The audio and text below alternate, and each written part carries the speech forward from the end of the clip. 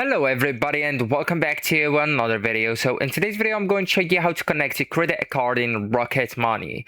So to connect your credit card in this app, the process is almost the same as linking a bank account because the Rocket Money connects through your card issuer's online account.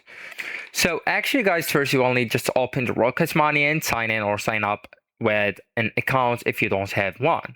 And then just go here to the frequently linked and pick one if you can see it. If not, just search here, tap on the search bar and search for the bank that issued your credit card. So for example, Chase, American Express, Discover, Capital One, we have Robinhood, PNC, USA, Sophie, etc.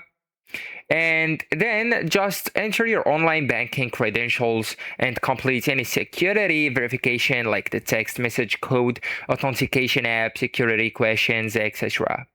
So after the card is connected, the Rocket Money will import information from the card and can show the transactions and spending history, credit utilization, available credit, APR information for supported cards, recurring subscriptions charged to the card, and if your card or your credit card won't connect, you will need to verify that you can log in directly on the card issuer websites and complete any required multi-factor authentication and update the Rocket Money app and remove and re-add the connection if Rocket Money shows a needs connection.